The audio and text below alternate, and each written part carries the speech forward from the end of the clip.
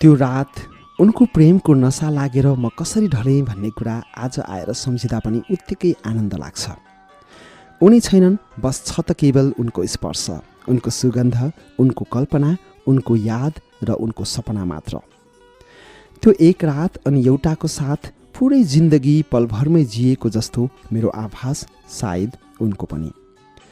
फेसबुकले सुरु गराएको हाम्रो परिचय बिस्तारै सामिप्यतातर्फ लम्किँदै लम्किँदै उनी मेरो र म उनको भइसकेको थियो।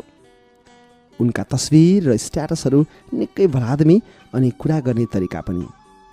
माघ महिना, तराईको चिसो, एउटा सानो झुप्रो घर।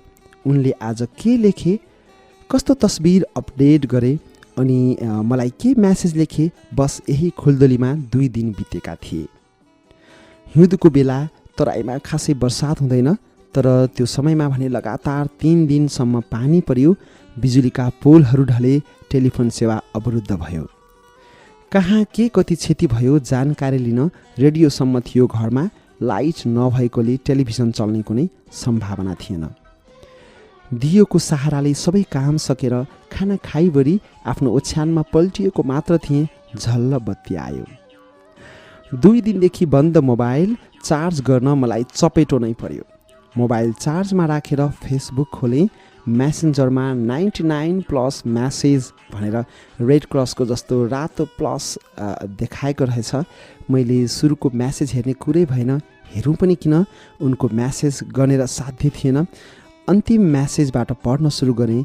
उनको अन्तिम सन्देश यस्तो थियो: तिमी कुन अवस्थामा छौ मलाई कुनै जानकारी छैन। तिम्रो बस्तीमा पानी पसेको खबर सञ्चार माध्यम मार्फत थाहा पाएँ।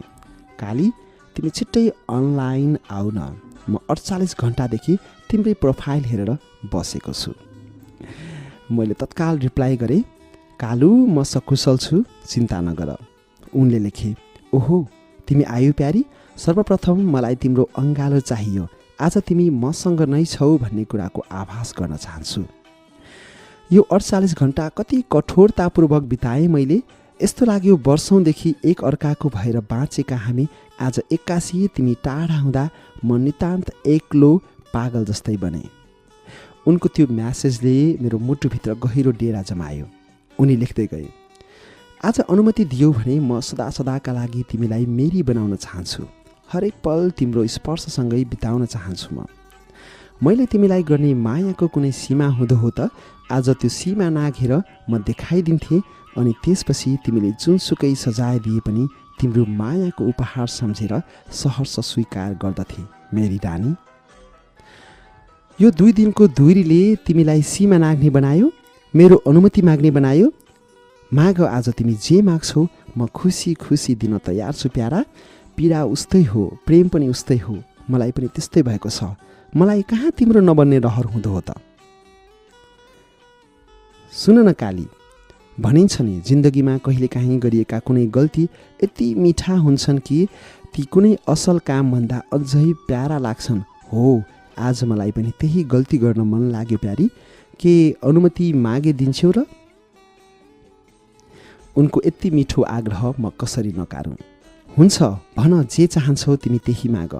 आज तिमीले मागेको भन्दा अलि बढी नै दिन मन छ मलाई पनि। त्यति बेला म होइन, उनीप्रतिको मेरो समर्पण बोल्दै थियो। उनले भने, सर्वप्रथम मलाई आफ्नो रगतको रातो टिकाले तिम्रो सिउँदो रङ्गाउन दियो। हुन्छ, रङ्गाऊ, तिम्रै लागि खाली थियो यो सिउँदो, आज भरिदियो। मैले उनलाई रोक्ने हिम्मत गर्न सकिनँ।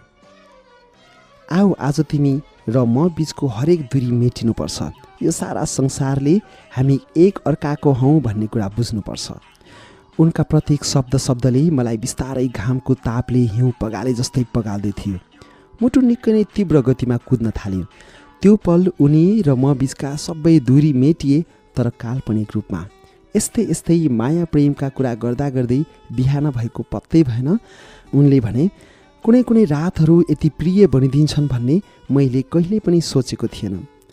हिजो अस्ति तिमी बिना निद्रा लागेन, आज तिमी भएर पनि निद्रा लागेन। यो माया भन्ने चिज यस्तै रहेछ। मलाई म्यासेजमा यति भनेर उनले फिलिङ डिप लभ भन्दै एउटा स्ट्याटस लेखे। आफूले माया गर्ने मान्छे फूल जस्तै हुँदा आफ्नो मन पुतली जस्तै हुँदो रहेछ। त्यसैले होला उनीलाई हरेक पल चुमिरहेछु जस्तो लागेको छ। उनको त्यो प्रेमिल स्ट्याटस मलाई ट्याग गरिएको थियो, मैले लाइक ठोकेँ। मेरो मन खुसी हुँदा उनको ओठ मुस्कुराउँछ अनि उसको आँखाबाट आँसु झर्दा मेरो मुटुमा बिझाउँछ। सायद यही नै प्रेम रहेछ। त्यो बिहानीसँगै हामी आफ्नो निरन्तर काममा लाग्यौँ। साँझ यसै गरी मिठो कुरा गर्ने र दिउँसो एक अर्काको काममा डिस्टर्ब नगर्ने बाचा गरी छुट्यौँ। उनले हिजो रातभरि भनेका कुराहरू सम्झिँदै दिन बित्यो। साँझ पनि भयो। उनको कुनै सन्देश आएको होला भनेर मैले फेसबुक खोलेर हेरेँ, तर कुनै म्यासेज थिएन।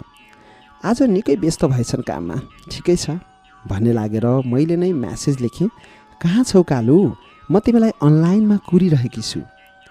कि हिजोको अनिदोले मलाई बिर्सायो? कुनै सन्देश नै नछाडेर सुत्यो र? तिमीलाई थाहा छ, अस्ति म अनलाइन नहुँदा तिमीले मलाई पर्खे जस्तै म पनि तिमीलाई पर्खी बसेकी छु। लेख्दा लेख्दै रात बित्यो, तर उनी आएनन्। मन चिसो भयो। कतै उनी बिरामी त परेनन्? फोन पनि उठेन। लाग्यो आज उनको प्रोफाइल हेरेर बस्ने पालो मेरो रहेछ। मन अमिलो भएपछि उनलाई ट्याग गरेर एउटा स्ट्याटस लेखेँ, तिम्रै पर्खाइमा रात बितेर बिहानी पनि भयो, तर तिमी अझै आएनौ। त्यसमा अरू थुप्रैले के लेखी कुन्नी, तर उनको कुनै प्रतिक्रिया आएन। त्यसपछि उनको फेसबुकमा मेरो लागि कुनै स्ट्याटस देखिएनन्, न त कुनै म्यासेज नै। कस्तो विडम्बना। आज वर्षौँ बित्यो। त्यो रातपछिको बिहानीले उनलाई कहाँ पुर्यायो कहाँ? उनले फेसबुकमा मसँगै बिताएको त्यो रात आज पनि मानसपटलमा मिठो याद बनेर बसेको छ। आज पनि हरेक रात उनी आउँछन् कि झैँ लाग्छ र उनीलाई पर्खिरहन्छु।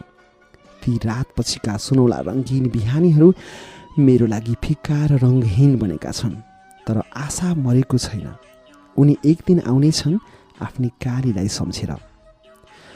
भनिन्छ नि, सम्बन्ध प्रेमको कमीले होइन, प्रेम धेरै र विश्वास कम भएर टुट्छ छुट्छ।